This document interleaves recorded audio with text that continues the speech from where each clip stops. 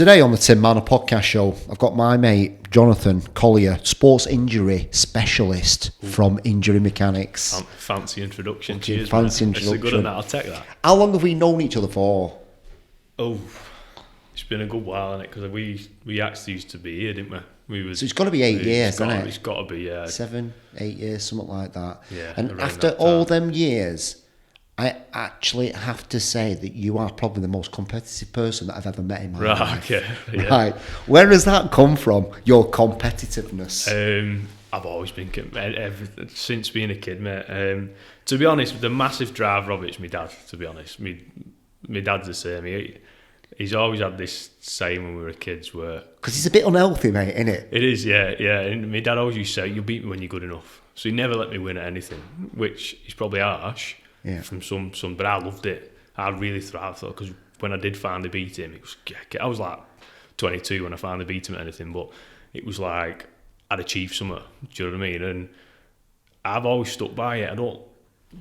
I never let people win because I think it's something you earn. So I mean, you deserve it. Do you know what I mean? I think you get what you work for, whether it's in business or in life or sport or whatever it is. I just truly believe that. I think if you win, you're good enough. If you do well in business, you've worked hard enough. Do you know what I mean? No one ever gives it you. So I mean, you've got to go out and get it. It's a good ethos, that, mate, isn't it? Yeah. Especially in business as well, where everybody's got this kind of bit of a self-entitled approach, you know, the world all rules and a living and stuff like that, where that competitive nature in you gives you that work ethic, doesn't it? Well, I was talking to John, who's our undergrad at the minute, so he only graduated about 12 months ago, so it's almost like we're taking him under our wing as such and trying to teach him the ropes and all that, and he probably gets a little bit edgy and a bit nervous about, is my diary full and all this type of stuff, and it's like, look, if you're just good at your job, it'll come. You don't have to be over dramatic with certain things and you don't have to oversell things. And if you're good at it, you'll get it. Work hard and get it right, then box the basics off and the filled diaries will come. Do you know what I mean? How do you stop yourself from, because you've got that competitive nature and you want it to be the best, because that is unhealthy, bit, isn't it? Yeah. Because it's like, if you always try to be the best, like you're chasing this fucking this thing that you can never really have, get it. because someone's always better or what's it. It's just, how do you stop yourself from like getting into that a little bit too much, especially in business? Because I think with the business side of it, there's a level of realism, I think, where like, although we were dead proud of what we're doing at Injury Mechanics and the place that we're putting together now, there's other facilities that, like, there's one over in Liverpool at the minute which has got the best of the best working in it, and there's millions of pounds been spent in it and all that. Realistically, we're not going to achieve that. Do you know what I mean? So that's completely different. But in terms of the service we can provide, I think that you can always better. You can always improve that. I don't think you can ever... You're never satisfied with that. There's always a little bit service-wise you can improve on. I mean, I'll give you it, mate. The Injury Mechanics customer service is sick. You know, I message all the time. You know, Maria, Gus. It's just done legit, mate. Yeah. And you know what I mean. You are really good at your job. Every time I come to you with an injury, it's gone. You're always kicking my door in straight away. Always kicking your door in. Straight away. But like, that's what comes from good customer service, doing a really good job, doing a great job. I think sometimes with that, it sometimes can be a downfall a little bit, because we always try and have a friendly approach as such. We try and be relatable with people, and almost like you going seeing your mate. Do you know, that type of thing where, right, this is what we're going to do, but what do you get up to at weekend? Do you know, that type of thing? I'll do my job and we'll have a chat while you're at it. But I think sometimes with that, not everybody, I think people in business understand it. You then get peppered at 10 to 10 on a Sunday night and stuff like that, because they think it's just, just text me, mate.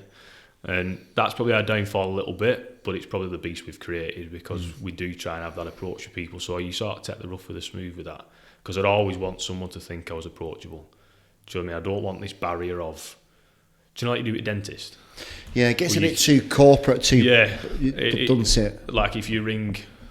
You never speak to the dentist, do you? Or you never speak to your GP directly. It's always via somebody and stuff like that. And we do have that in place to a certain degree, but if someone's got something they're concerned with and they want to actually approach me with that, 100% I'll give you a ring. Do you know what I mean? And I'll have a chat with you and I'll book some time out to speak to you and stuff like that.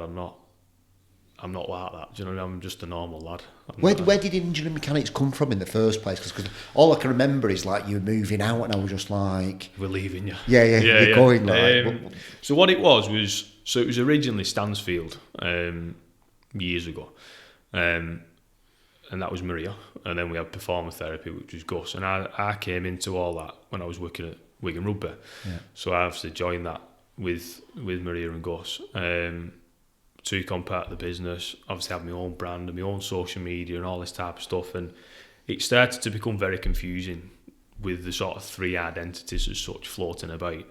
Like someone are booking with myself, and then they be coming here and finding a Stansfield logo, and they're like, what's all that about? So we had this thing where we're like, this needs to be a collective, and we need to come together, have one brand, all that type of thing. Yeah. So the Injury Mechanics was just a name that we started throwing out, like soundboarding and stuff, and then we slowly tried to sort of eradicate the old brands as such and just have that Injury Mechanics, because people would still ring up Jonathan Collier, they'd still ring up Performer Therapy, they'd still ring up Stansfield, whereas now it's getting to the point where people know Injury Mechanics. Yeah, it's got a good name for itself, man. And it's just been that, it's just been a phased progression as such, and probably I don't like this, let's change that. We can be better at that. Let's improve this. And Injury Mechanics came during COVID, because we sort of used that time to our benefit, really. Like we had all that time off, so we moved. The opportunity was there because of COVID, because the space came up a few doors up. So it was a case of, right, well, if we're not going to do it now, we're never going to do it. So let's put some finances into do it up, move over, rebrand, and almost come out of COVID with a new identity type thing. And that was pretty much it. It was just timing seemed to fall quite well, if you know what I mean. And when did you because I remember, it's not that you were heavy set, but you had a lot more muscle about you. Right, okay, yeah. Right, should we go with that? Yeah, if you want. I know where this is going. Right, okay. And then all of a sudden, you just become this fucking runner. Right. And I was just like, fucking hell, mate, you lost a shitload of weight, and this competitive thing came out where you just next thing you knew, you married funds. I'm just like, how quick did that happen? Have you always been a runner? No. So I've always been, as you said, competitive and sporty and all that type of stuff. So I was a swimmer originally. I've explained this to so many people because loads of people go, where have you gone? There's half of you left. I was a swimmer growing up, which is where the competition side of things comes from. And then when I finished swimming, mid-late teens, it was just weight training. It was just getting big for the beach and for the lads and all that type of stuff. It was all about bench press and all that. Egotistic. It's that age, isn't it? But it was just ticking over. There was no competition. I didn't go into any sort of... I was never nowhere near big enough to go in any sort of competitions or anything like that. It was just sort of ticking over, put size on, get bigger, all that type of stuff. And then in lockdown again, COVID was quite a big thing for me. Lockdown again, I carried on eating like I was, but obviously weren't training because all the gyms were shut. So I went a bit puffy and a bit podgy and that type of thing. So I just ended up a lump, basically, which I weren't happy with. So I thought, right, I need to strip down a little bit. Started doing my calorie counting and all that. Lost a bit of size. I did a bit of running in that type of training, but I didn't like it. I hated it, to be honest. Doing a 5k every couple of days was horrendous. And then my missus found out she was pregnant in the December, Christmas Eve, and I didn't want to be that fat dad. Do you know what I mean? And that was my thing. So that's why I started trying to lose a bit of weight. And when the little one was born, I couldn't really juggle work, life, and gym. Do you know what I mean? I couldn't make it work. I'm at work that long during the week. I didn't feel right going straight on because I give a shit basically about my family and stuff like that. I want to actually be there for my child and stuff. So I thought, right, let's sack the gym off for a bit until I get my routine back, and I'll just run for a bit. And then I never went back, and it was just. What was it? Because you used to hate it, doing 5Ks. Yeah. What was the switch in your head where you just found that? The switch, I actually remember it vividly, actually, quite weirdly. And I explained this the other day. It was my dad, weirdly enough, again. So I was at my mum and dad's, we gone to see them and whatever, and my dad was going out for a run. He does a bit of running. And I said, "Oh, what are you going doing? I'll come with you." I'm thinking it was going to be like 5k or something. He says, "Oh, I'm just going to go and do 10 mile. I said, "I can't do 10 mile, Dad. Like, I can't run that far." And he says, "Well, I'm going." And I thought, well, my dad's 60, like, come on, like, I need to up my game a bit here. I said, "Go on, I'll come with you." And I went with him knowing he was a little bit slower than me, so I could probably... Take it easy. Yeah. And it was really sociable. It was just a chat with my dad. Yeah. Do you know what I mean? It was an hour and a bit jogging in around where we live and just having a bit of a natter and talking about life and all that type of stuff. And it came home. I wasn't knackered. I wasn't feeling sick or anything like I had been when I've been running these 5Ks full tilt. And I thought, I finally get it. Do you know what I mean? I know finally why a load of people are running. And it was almost like the catalyst of running slowly can actually help you out quite a lot. So that's when my interest in it came. And then true to form, next, I think within 2 or 3 weeks, I booked 3 marathons and then off we went.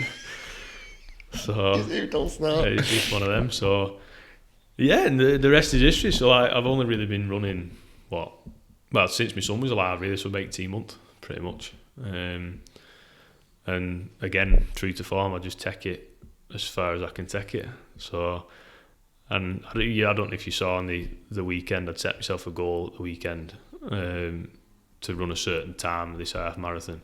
What time did you go for? So the last one I'd done was 1 hour and 25, and I've not run one since before the winter.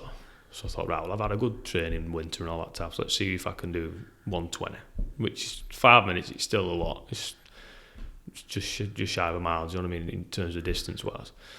So I thought, I'll set myself that target, and I did 1 hour 20 and 3 seconds, and I've never been as pissed off in my entire life. 3 seconds, because all we almost going. That's a time, that 3 seconds. He's taking a corner wide, or that water stop. I'd lost a couple of steps there, and if I'd have gone a bit earlier, I'd have got. It's all I was asked about, and it was just it's still pissing me off. So you can probably see it's still doing me head in. To a point where once I'd finished, I thought I want to go again. It's done me head in that much. But that's just how I am in life, mate, to be fair. It's how I am, like I said, in business. It's how I am with my own life. It's like, you strive for excellence, don't you? Yeah, and I'm not. And you can, you know what I mean? It's obviously it can traumatise you in points, can't it? But from a customer's point of view, me coming, I get such an immense service. I know exactly what's happening. Do you know what I mean? It's like if we get it where people are late for appointments, it irritates me, not because they're late, but because I still want to try and provide a service in that space, that time. And if they're 20 minutes late, people come in, they'll probably expect to lose that 20 minutes, which they do, unfortunately, but I'm trying to then get an hour session into 40 minutes. Do you know what I mean? So it makes me on edge, and it's just how I am as a person. I don't think I wouldn't perform well, and I wouldn't work well if I wasn't. How did you get into sports injury in the first place? What was that? From the beginning? From the beginning. Like, what was it? Was there another shift where you just thought this is what I really love doing, or? No, I think it was. Go back to school. I was always sporty. I was always doing PE. Every extracurricular thing, I'd do it. So that was the easiest thing, and I picked up biology really quickly. Like, it just fit. So I mean, do you know where some kids get maths like that? I was a bit like that with anything anatomy-wise. I could just pick it up, and it just made sense dead easily. So it was just putting the 2 and 2 together. Really, that's all it was. You get some people who've had like bad injuries as kids, and they think, I want to go down that route and stuff, which is fine. I wasn't one of them. I was just a case of, I think I might be good at this, so let's have a go and see what happens.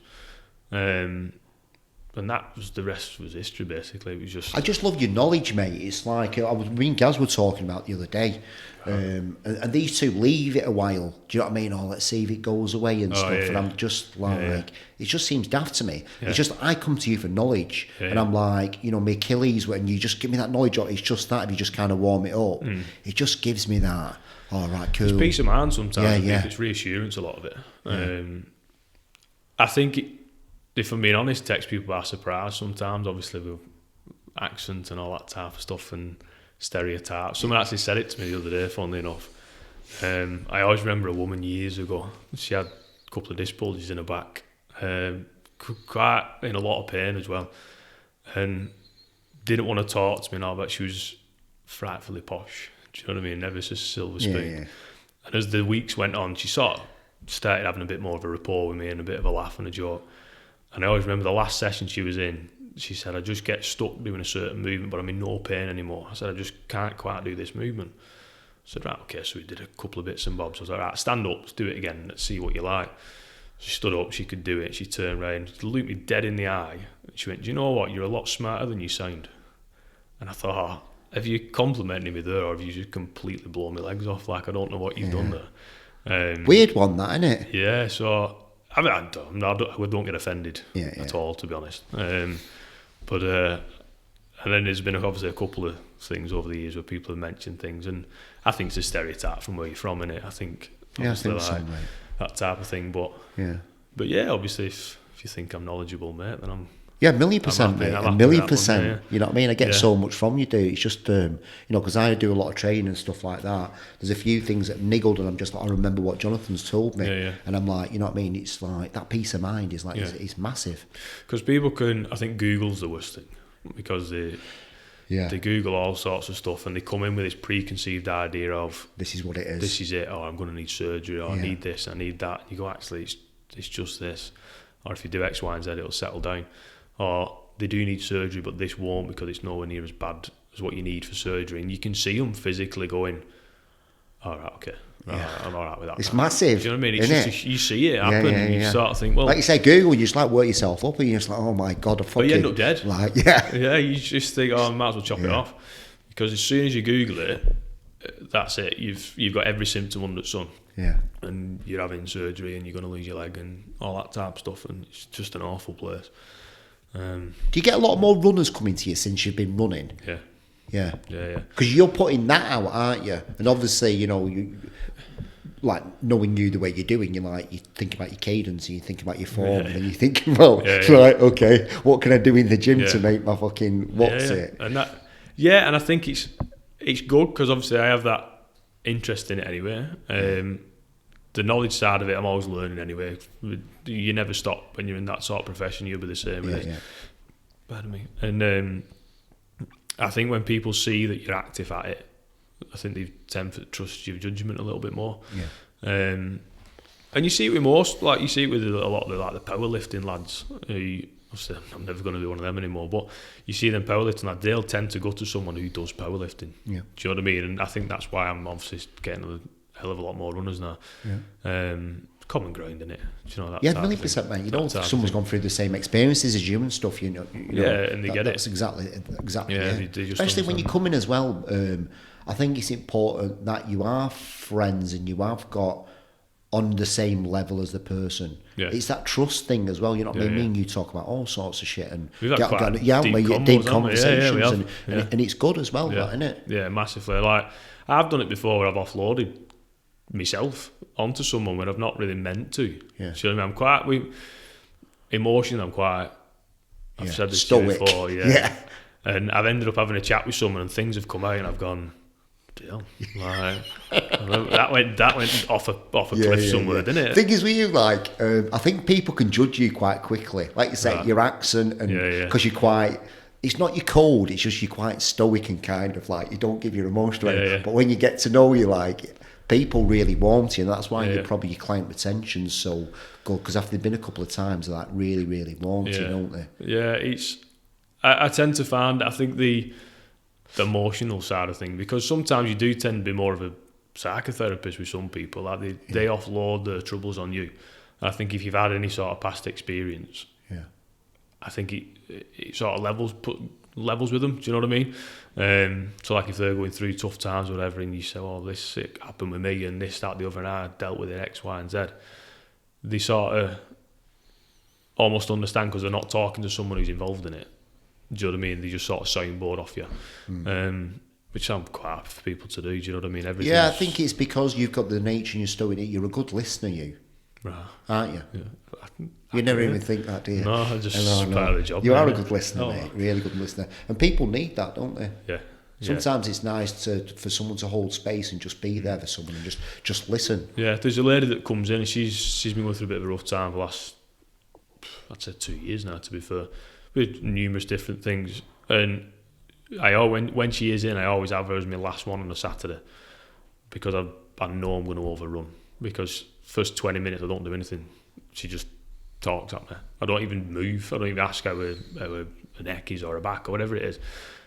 She just offloads everything on me, and you just give a little bit back. And I think she needs it. So if I finish late on a Saturday, but she feels better for it, so what? Do you know what I mean? It's one of them. Yeah, I agree with that. It's just, I think a lot of, sometimes like things can happen in your body because you're holding on to stress and stuff and anxiety. Can't it? You know, your back can go and stuff because you're holding on to that much tension and stuff like that. So it is all part of the actual process. I try to explain this a lot in terms of like the crossover between physical stress and mental stress.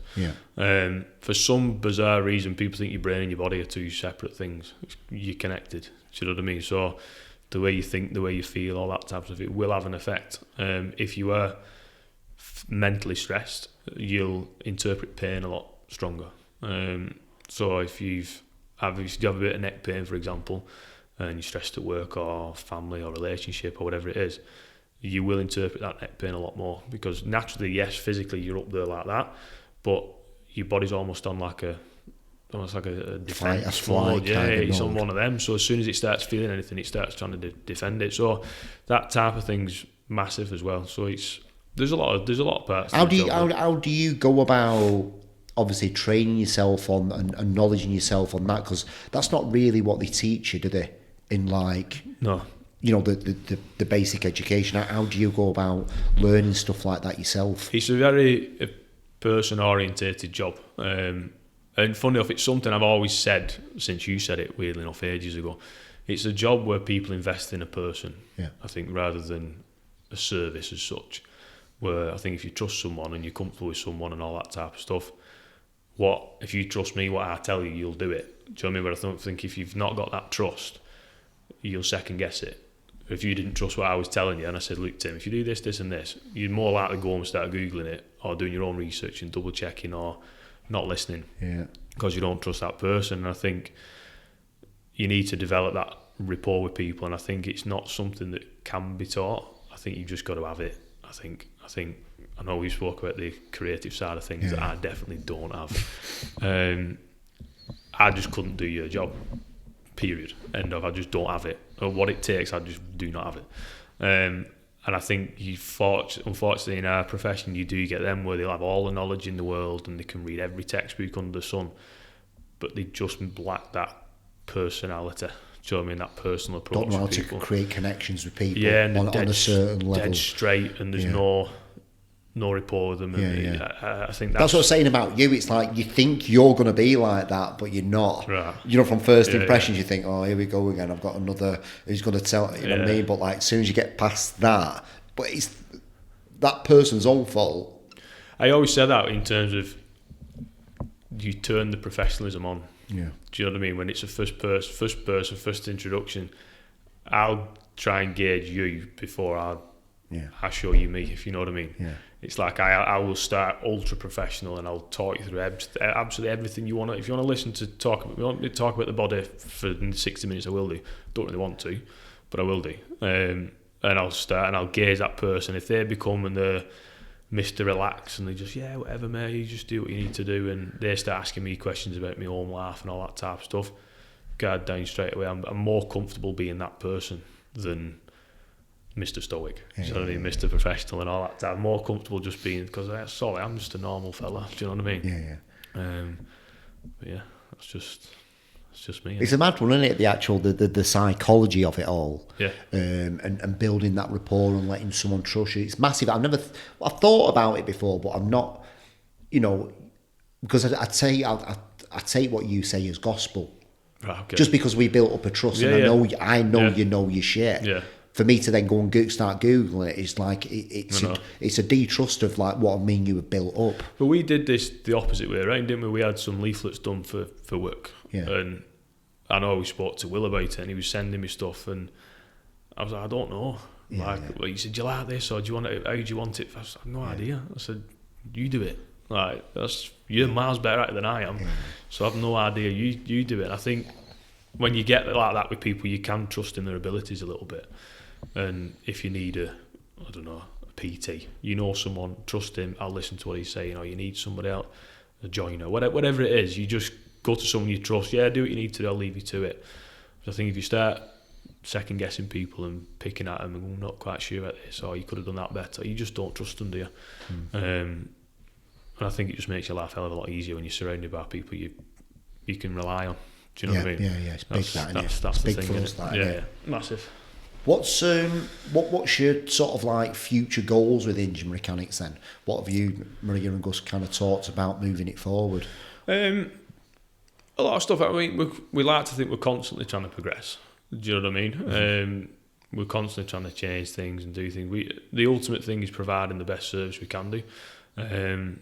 I think there's times where we almost overreach ourselves as such, where, oh yeah, I'll take on that extra appointment, oh yeah, I'll do that, or we're probably working longer than we should do. Like last week, I was in my first appointment every day was 6 o'clock in the morning last week, because I couldn't fit them anywhere else, but they were happy coming at that time, so I did it. To me, that was just losing an hour's sleep, but it just meant I was more tired at the end of the day. And ideally, not that. Do you know what I mean? Probably being able to work a little bit less, trusting in people we bring in. Do you know what I mean? To do the similar sort of things that we do, and then that offloads our time to either put more into the business or have a little bit more of a home life or a bit more time for ourselves and stuff like that. But these are all like 5-10 plus year goals. Do you know what I mean? Yeah. We don't really try to run before we can walk until we've got something boxed off and we're happy with it and right, that can look after itself, then we'll move on to something else. But yeah, the goal is just to continuously improve service, I think. And if there's new things that, like you see a lot where there's a lot of these gimmicks on the market. What are them things you got out for the legs? What's that all about? What is that? Compression boots. Yeah. So they're just... what are they? The compression boots? Yeah, so they work on pneumatic pressure. So basically, I put it on the post actually, it's like an air massage as such. So if you've had like heavy legs from training when you've been with Charlie at Farmer Strong and stuff like that, and your legs are tired and heavy, ideally, you look again like a sports massage or whatever it is, just to flush everything out. They're just an easy tool to use where you'll put them on, you'll sit on them for 40 minutes, an hour, whatever it is, and you'll just get that compression through the lower part of your leg all the way up to sort of your upper thigh and your groin, then it'll relax and do it again. It's trying to flush out it's obviously lactic acid build up and get some blood flow going and all that type of stuff. I actually put on the post, they'll never replicate the basics of recovery, like getting your nutrition right and sleeping well and your training program right and all that type of stuff, but they're just an handy little tool that you can incorporate if you've got the ability to and the finances to and all that type of thing. They're a nice little tool just to throw in as like a little bonus. Can I talk about the Recover Pros, the vibrating massage guns, and JC's opinion on that? Of course you can. Let's talk about it. Right, okay. So you mean like the massage guns? Yeah. Right, okay. So I think there's a place for them, but I don't think they're used properly. So you see them all... How are people using them at the minute? What do they think they do? What are they going to do? So you see people using them on Instagram and stuff like that where, I've had a tough leg session, so now I'm gonna use these, or I'm going to run up and down. This is like the day or two after. They're based on a really old Chinese style of massage called Taportment. So Taportment's like, you've seen people doing all this stuff in films and stuff and the chopping. Yeah. That's Taportment, and that gives you a really short, superficial stimulation of blood to the surface, which lasts 10-15 minutes or so, and then dies off. That doesn't really get used as much anymore. When they used to use it, it was more like pre-game. So like if you had someone just going out for a football match and so my arm is a bit tight and they just give it a bit of a Taportment and such. I've not seen someone do it for ages, but again, because of your knowledge, that's what I've been doing mine, where before I was using it after a thing to, I don't know why I was doing it, but then I started using it on my cars and stuff before I go out for a run. Yeah, and it's so much looser on my Achilles and stuff. Yeah, I love it. So actually, I think things like that, there is a place for them, but they're just used badly. Like I'll have people, and it drives me right to twist, where they've said they're marketed like that though, aren't they? Yeah, of course they're marketed a recovering tool, but I think the market's bigger for that. Yeah. Do you know what I mean? I think if people, it's recovery, so because at the minute recovery is huge. Like people are all on ice baths and all sorts of stuff. So I think it's a bigger target audience, and that's why they do it. But like you've done there, the better to be used pre-event. But like people have an injury and they'll come in and go, "Oh, I've had that massage going on it." I says, "It made it worse by any chance?" "Oh yeah, it did feel a bit worse after it because you're irritating it. It's too That's aggressive." exactly what happened with me. Yeah, it's just like too done my aggressive. legs and stuff. Did that, and I'm just like, fucking hell, man. I'm just like irritated my legs. It's just lack of information, really, because like I said, it is marketed as a recovery tool. Yeah, which is massive market, isn't it? Yeah, of course it is. I mean, I think one of them had Cristiano Ronaldo as like the main face guy. of it, yeah. So you're just going to go, Ronaldo uses it, so I'll use it. It's just how marketing works, isn't it? Bullshit. Yeah, pretty much. Yeah, exactly, yeah. So I'm not one of these that's like, throw it in the bin, it's a load of rubbish, but use it properly. Yeah. So I mean, use it at the right time. A bit like the ice bath, to be fair. Like, they're a recovery tool to be used obviously after training and all that type of stuff. Reduce your bleeding to your muscles, reduce your swelling, inflammation and all that type of thing. Brilliant, use them. What are your thoughts on using it before training? It's not ideal, really, because you're reducing the blood flow to the tissue. So if you're basically reducing the blood flow to your, let's say you're doing a leg day, for example, or you're doing an heavy leg session. If you're reducing the blood flow to that area and then going flipping tyres or doing heavy squats and stuff, the blood flow that's when you've got in that bathtub has gone to your organs because it's like a defence mechanism. So you've not really got a large amount of blood flow in your muscles. So then when you get out of there and go, right, I'm going to go and do some squats, there's no blood flow in there to stimulate everything. Right. So you're probably just going to be sore as fuck pretty much afterwards.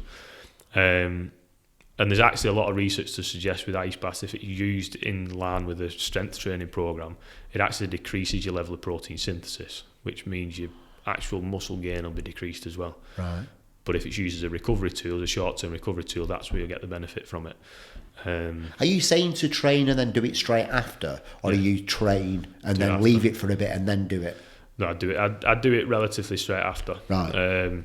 That's where you get most benefit from it. Yeah, because naturally, as you exercise, you're damaging your muscles. That's the whole point. So you're getting these small micro tears within the tissue.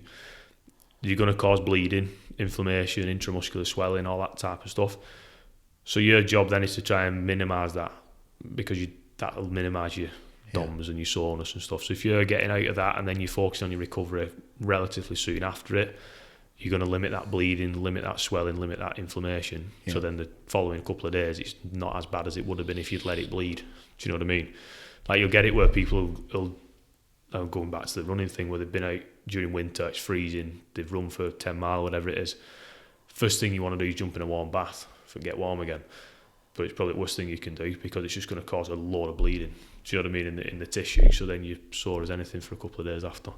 But it's like a lot of things in the market, is to just use it at the wrong time. Yeah. I can know a lot of people using them now in the morning for like mental wellness and stuff like that, and having that time to themselves, and ice water therapy and all that. That's something completely different. Yeah. That's something I don't really get. Do you know what I mean? I don't understand that, so I probably won't even comment on it. But the actual recovery side of things, that's when you'd use it pretty much straight after a session. Talk to me about foam rollers. Oh, foam rollers, right, okay. Foam rollers, again, were massive a few years ago. Big thing, so what I'm looking for. Like the trend, a bit of a bit of a craze type thing. Massive thing. Every football club, rugby club, whatever, had a massive wall full of them, and all the lads would do a foam rolling session.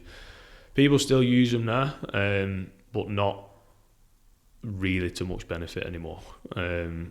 It's the risk reward thing out of it's not great, because have you done it? I've done it, yeah. Fucking it's not nice. No, it's done it. Yeah. And for the level that it hurts compared to what you get out of it is next to nothing. Yeah. Like, you'll get people in and they'll be foam rolling their RT bands and being absolute agony. Yeah, it's minging. You might as well just sit there and do nothing, because you're not changing that structure. Do you know what I mean? The RT band, as an example, is just which was a big one how it was marketed, wasn't it? Yeah, massively, because it was a fascia release tool, and your RT band's a band of fascia. But your RT band's that strong, there's been umpteen research articles and tests and all that to show that you've got to put a ridiculous amount of force through it to even attempt to try and change it. So rolling about in a bit of foam is not going to change it. Getting someone to stick their elbow into it isn't going to change it. Just leave it alone. I say work on the tissues around it, fine, quads, hammies, all that type of stuff. But the actual RT band itself, you're just wasting your time. You might as well not bother. Mad that, isn't it? Yeah, mad. Fucking everybody tells you, work on your IT band. Yeah, don't bother. Like I said, with your RT band, you've got a couple of attachment points basically. Your glutes and one of your hip flexors blend into it, and then it attaches on the outside part of your knee. So if you're getting tightness through there, look at strengthening and mobilising your glutes and hip flexors basically. Leave it alone, because you're just going to piss it off basically. What are the best forms of recovery? Nutrition, sleep, and getting your programming right. There's the three big ones for me. What about stretching? I'm not a big stretchy person. Are you not? No, not really. It's a short term. Yes and no, because I love yoga, right? So obviously that crosses over. But I think as a recovery tool, it helps short term. Do you know what I mean? That you get a very short term relief from it. But then the actual fundamentals of getting the right amount of protein in, getting the adequate amount of sleep in, make sure you're not overexerting yourself, overloading, overtraining. And let your body do what it's meant to do. Yeah, let it do its thing. Yeah, people try and rush it and force it and stuff like that, and that's typically when they come injured. Like if you've done, again, use the run as an example. If you've done a 10k flat out on the Sunday, ideally let's not go for a run on the Monday, but if you have to, really limit your speed, keep your speed right down, keep your distance right down, just get your legs ticking over, things like that, just to sort of stimulate a bit of blood flow. There's no point in then trying to attempt to do another 10k full tilt, because you're just not recovered. You're biologically impossible. That's why when you see these in the Olympics, when they're doing the 400s, for example, the times get quicker and quicker as they go through it, because your top men and women who are going to win it at the end, they can hold back in the first heat. So I mean, they don't have to overexert. Because if they overexert in the first couple of heats, by the time you get to the final, they're knackered. Yeah. Do you know what I mean? It's that type of thing. But it crosses everything, that programming, doesn't it? Yeah. Just getting your programming right, and strength and conditioning, whatever it is. Yeah. Looking at your sleep, looking at your Apple Watch, and about, okay, how much sleep did I have last night? Maybe I shouldn't be doing that today because my body's. And I think we're getting better at it, to be honest. I think people are getting miles better at doing that. Yeah. Because of Garmin's and Apple Watches and Whoop bands and stuff like that, people are getting a lot better at being aware of that. Yeah. I'm very aware that no matter what's gone on the day before as well, if I've had a stressful day, that obviously my adrenaline, my cortisol levels might be like, so maybe I won't go as heavy the day after. Yeah, and sometimes it's a case of doing that, listening to your body and thinking, do you know what, I don't want to go as heavy or as fast or whatever it is, but I could do with it just for my head, just for a bit of me time and a bit of space and stuff like that. So I'm going to go, but I'll just do it slowly, I'll do it light or whatever, not for any sort of performance benefit, but more for a mental thing. Everyone does it, do you know what I mean? There's a reason why people who hit it hard constantly are always injured, because there's no focus on recovery and getting better and all that type of thing. I can tell when my mental fitness is on point that I don't suffer that many injuries. Yeah. I find that if I'm physically fit, I perform better in all parts of my life. Yeah. Work and home and everything. I think just because it makes me happier. It's just getting that balance in it. Yeah, it's so hard. So difficult to get it right. I got it probably both ways. I got it wrong when I first started, when my little lad was born. I got it wrong then, when I was probably trying to juggle too much. And then I thought, right, well, I'll not do it. And then I wasn't performing enough or training enough for myself. So then I wasn't my best person. And then I finally think like I'm getting the right balance now, where I can start to try and perform a bit better. And I've still got plenty of time to do what I need to do at home and stuff like that. And then obviously work falls in the middle. It's hard for you because of the nature of the person that you are, because when you're all in on something, you're fucking all in on something, aren't you? Yeah. So to back off from something and get that balance right, I'm sure that's like a really sort of like internal battle for you. Well, I keep getting this at the minute with triathlons. People keep pecking me about doing triathlons and stuff because of obviously my swimming background. Yeah. And, you'd be great at it, you need to do it. I'm not doing it. I'll do it later in life, because if I bought a bike, it wouldn't be a couple of £100, it'd be a few thousand. Yeah. If I bought a bike and I started training, it wouldn't be to work and back, it'd be out, yeah. And I just don't want to give that time up. Do you know what I mean? Like I said, little one's only young once, so I don't want to miss it. Do you know what I mean? So I'm just not doing it. It's a clever move, that, mate, isn't it? Yeah. Really clever move. Yeah. And I will do it, and I've got aspirations of doing Ironman one day and stuff like that. That'll definitely be on my cards, but just not yet. I will do it. I'll get me running right. The swimming looks after itself. I'll get me running right, and then obviously I'll start with the bike. He's running your... I don't like saying the word mental health for some reason. I like saying mental fitness instead. Yeah. It's just like got this... No, I'm with you. I get you know what I mean? Yeah. And what do you do for your mental fitness? And is running your meditation? Is that your... We've been on about this before, haven't we? About the meditation and all that type of stuff. I tried meditating once and I just couldn't do it. I was too like, I've got this to do, I've got that to do. This, I just couldn't do it. To a degree, yeah, I'd probably say so. I think it's not as much of, I'm out and I'm free and all that type of stuff and all the stresses are out. I think because of what I gained from it as a person, then I feel better as a person after it. Like, there's a couple of times, and she'll probably not admit it, but she will do, where like me and Mrs. have said something, I've been not bickering, but just usual home life stuff. And she goes, "Oh, will you just go away and go for a run?"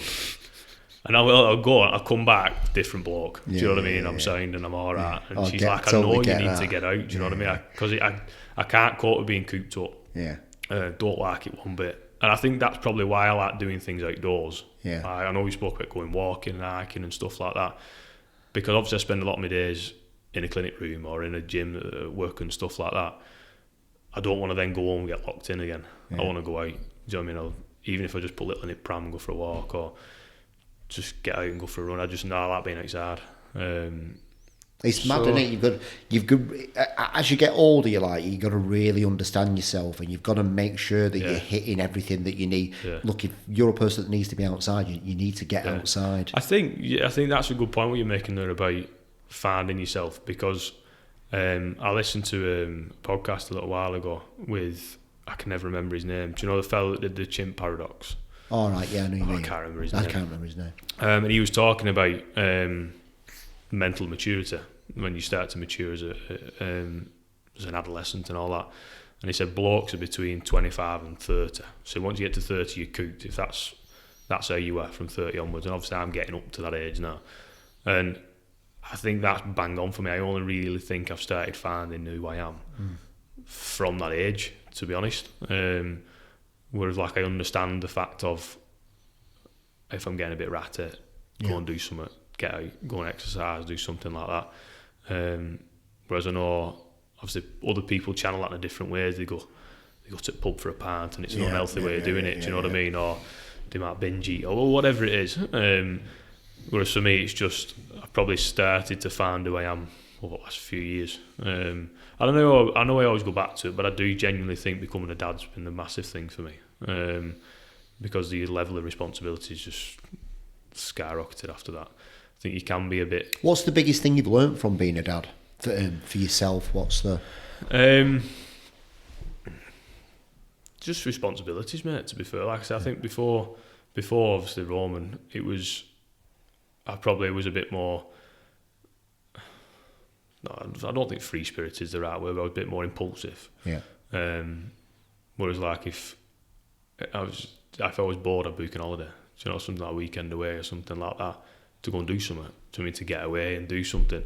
Whereas now I've then got to prioritise what's important for me in my life, and obviously my son comes first, and everything else revolves around that.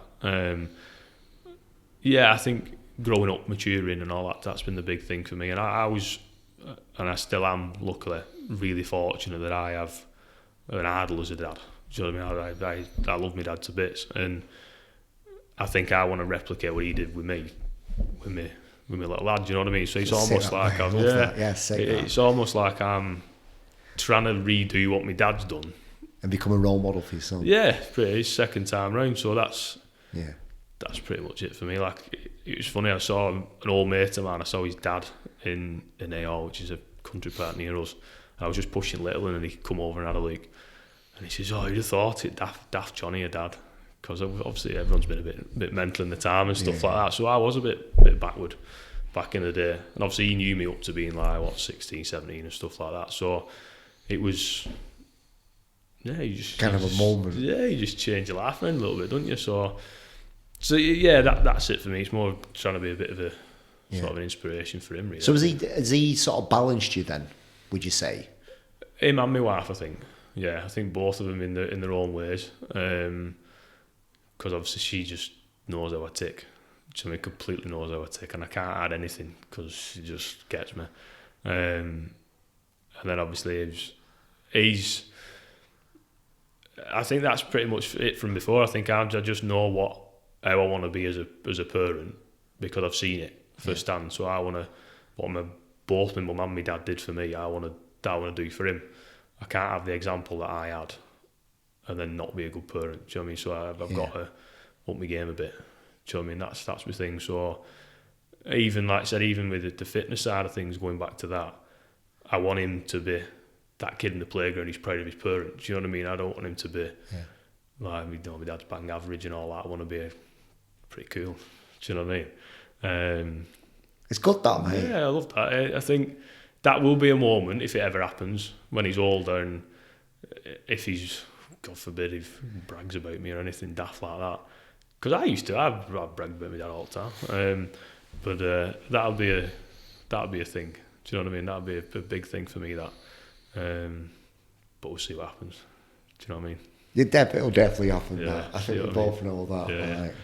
So it's mad, Danny. We've never talked about that before. No.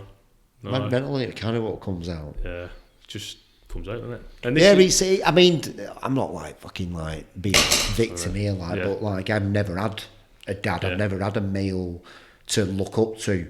And I can imagine how amazing that is to look up to your dad still at 60, still running and stuff like that. I'm just thinking, wow, I wish I had that. Yeah. I think that's respect to you, mate, and your mum and everyone else around you that then you've become the person you are and you've not had that. Do you know what I mean? Yeah. I think that probably says a lot more about you than it does about me. Do you know what I mean? I think if you've managed to do that on your own without that male role model as such, then that's off to you. Do you know what I mean? I think there's a lot of sort of like, I know people say it again, it's like a bit toxic masculinity, but like, it's people like yourself and people like your dad, that should be really leading the way and just like showing other people how it should be done from a place of kindness and integrity and like doing the right thing and nurturing. It's amazing, mate. Honestly, it's amazing. Yeah, it's a big thing, and I think you learn from your own experiences. I think, like obviously, my mum and dad have worked hard all their life and stuff like that, and like COVID again, prime example. Obviously, I weren't working, so obviously they helped us out a little bit, and they've always said that we didn't have it at your age, but because we struggle, it don't mean you have to. Do you know what I mean? That type of thing. So obviously they helped us out there, and obviously when we got back into it, then they sorted us out there. So that just took the mental stress off me a little bit in that scenario, and that's just them learning from the past experiences.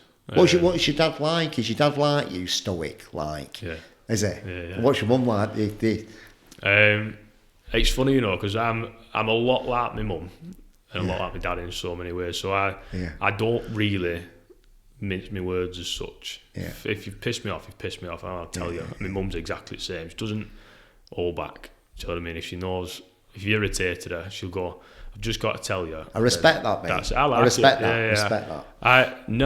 We were talking about that level of maturity. I like it. I thrive off that. As a teenager, we clashed heads a lot, because if I thought I was right, I am right, and you're not telling me any different. Like, you're having it type thing. So me and mum used to clash heads, but my dad's like, he'll sit in a corner, let it all happen, then come in with words of wisdom, settle everybody down. My brother's like that. Simon's like my dad in that sense. He'll just step back, let it all happen. I'll come careering in and held to the consequences type thing. But that my mum, in the flip side of it, least sporty, least competitive person you have ever met in your entire life. She was that annoying teacher that'd take your ball off you. Right. Because it was getting too competitive, and she'd call it a draw. I hate draws. I can't stand draws.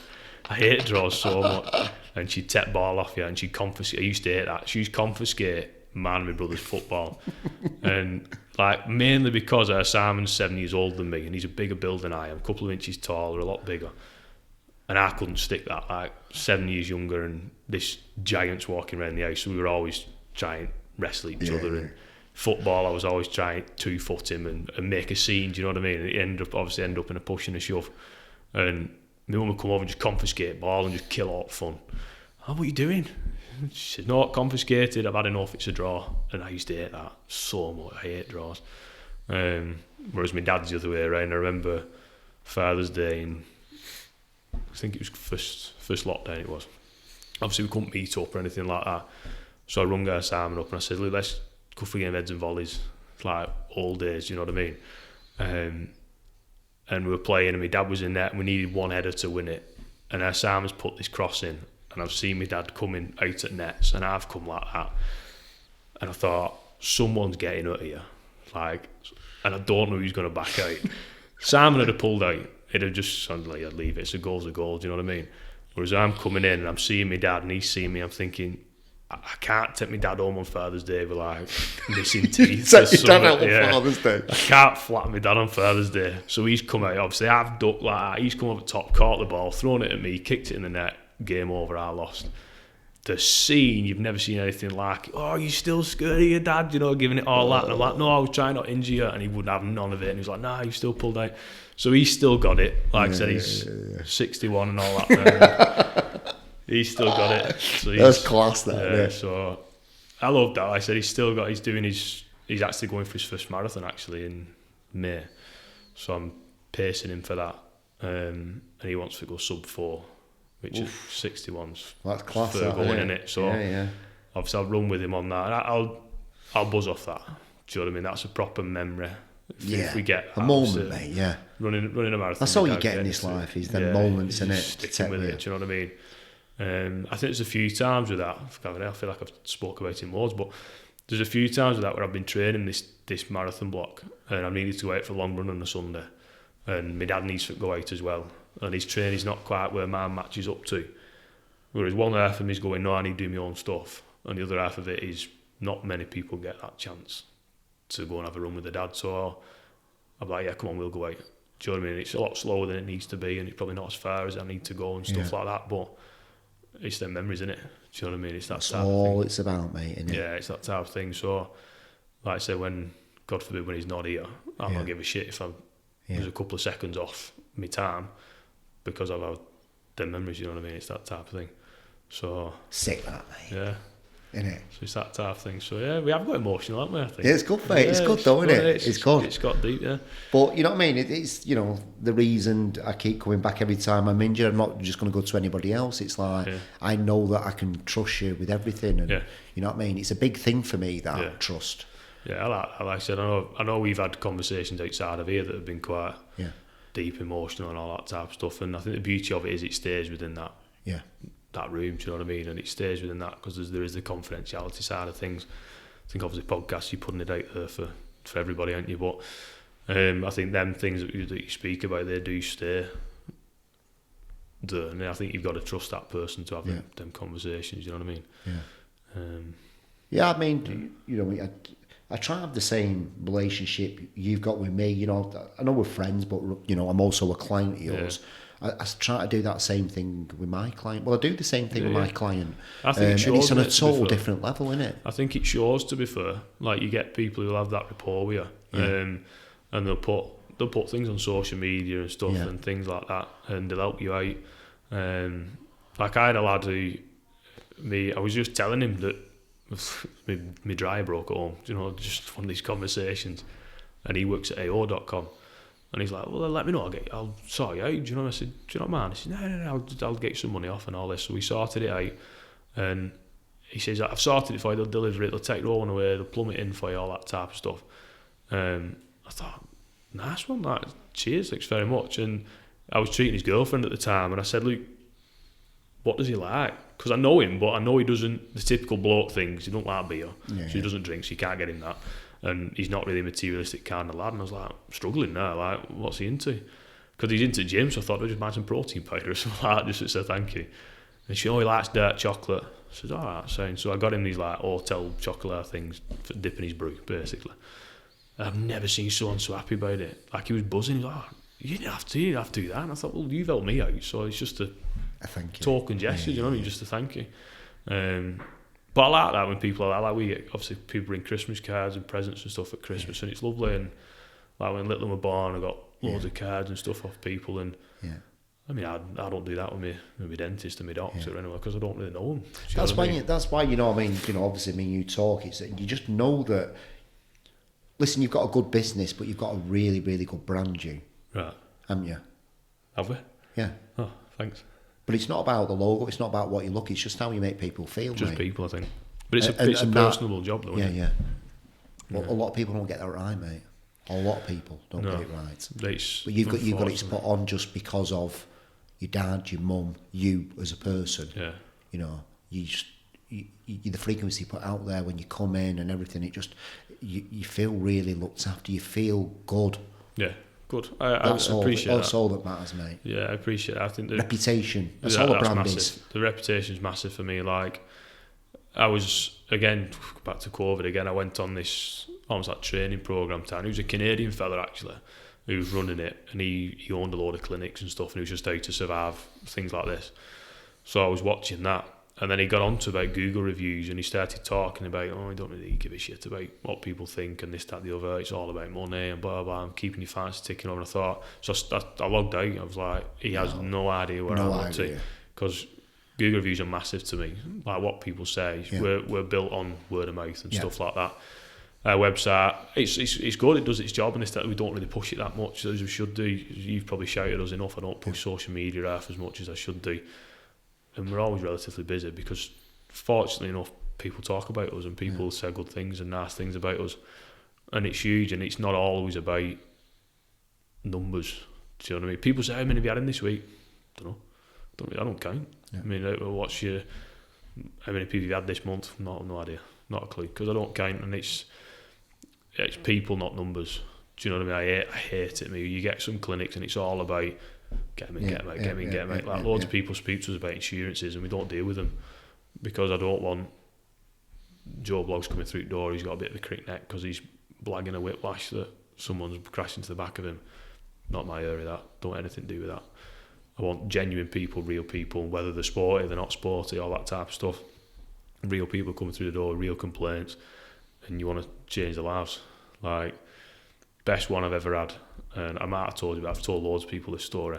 Always stuck them in. Not heard from her for a while, so God forbid there's anything happened to her. But I had this little woman years ago.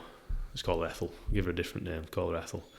So she was 4'11" and a half, and the half made a big difference to her because it made her a little bit close to 5 foot.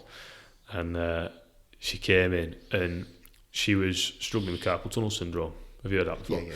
So for those who don't know, carpal tunnel syndrome, basically it's a nerve compressed in your wrist that gives you pins and needles in your hand.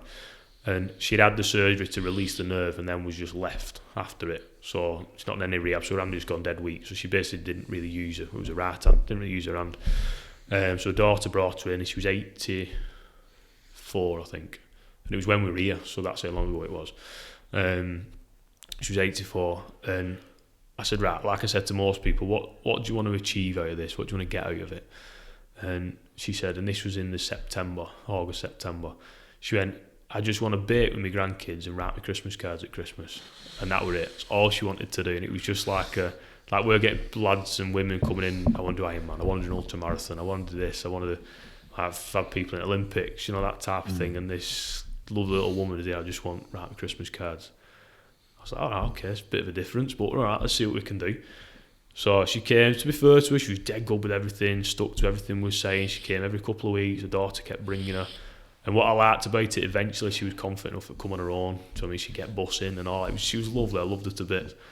And then, come a couple of weeks before Christmas, there was a card on my desk, and I'd opened it. And on this one side, it was to Jonathan, Merry Christmas, I love Ethel. And on the left side, there was a big paragraph like that.